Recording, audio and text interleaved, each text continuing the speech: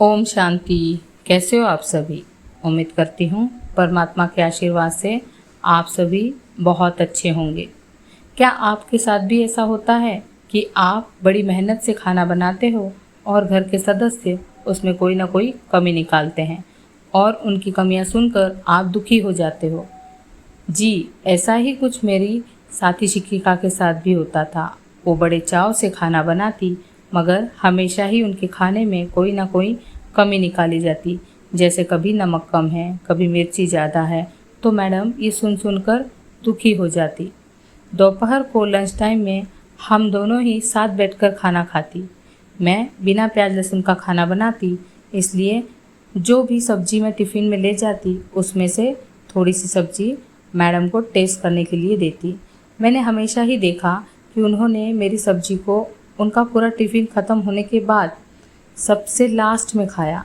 हाँ, ये बात और है कि मैंने उनको कभी पूछा नहीं इस बारे में, मगर एक दिन उन्होंने ही कह दिया, मैडम आपकी सब्ज़ी मुझे बहुत पसंद आती है और इसीलिए मैं उसको लास्ट में खाती हूँ। मैं इतनी कोशिश करती हूँ मगर मेरी सब्ज़ी टेस्टी बनती ही नहीं जैसे आपकी सब्ज़ी टेस्टी बनती है, और वो भी बिना प्याज लहसुन के। मैंने कहा, बस इतनी सी बात? ये सब मेडिटेशन का कमाल है। हम जो इतने सुंदर सुंदर अफर्मेशंस यूज़ करते हैं ना, ये उनका कमाल है। आप तो अभी अभी मेडिटेशन करने लगे हो, अब देखना धीरे धीरे आपकी सब्ज़ी भी बहुत टेस्टी बनने लगेगी।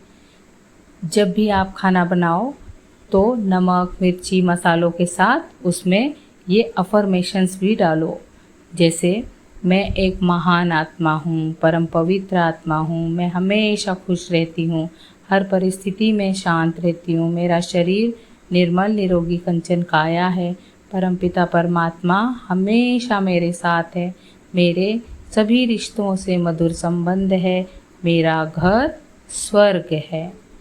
तो उसमें हम अच्छे शब्द अच्छी सोच डालेंगे तो इससे क्या होगा, हमारा खाना प्रसाद बन जाएगा और ये प्रसाद हम पेट भर कर खा सकते हैं। अब क्या था, मैडम जुट गई अपनी अच्छी सोच के साथ खाना बनाने में। उसके बाद से आज का दिन है, अब वो खाना टेस्टी ही बनाती हैं। अब वो खाना प्रसाद बन जाता है क्योंकि उसमें परमात्मा के सुंदर सुंदर अफर्मेशंस डल जाते हैं। हमेशा याद रखिए कि एक तो खाना और दूसरा काम जिससे आपके घर में पैसा आता है, ये दोनों ही काम मजबूरी में ना करें तो आप खुद उसका असर देखोगे। आपका खाना प्रसाद बन जाएगा और घर वाले अब पेट भरकर प्रसाद खाएंगे। हम हमारा काम नौकरी खुशी खुशी करते हैं तो हम देखेंगे हमारे धन की एनर्जी पॉजिटिव हो चुकी है, पैसा हमारा दुआओं से भरपूर होकर आ रहा है, तो इससे हमारा घर स्वर्ग बन जाता है, घर में सुख शांति आ जाती है। बहुत ही आसान है ना ये काम। हम अपने घर को स्वर्ग बनाने के लिए इतना तो कर ही सकते हैं। ओम शांति।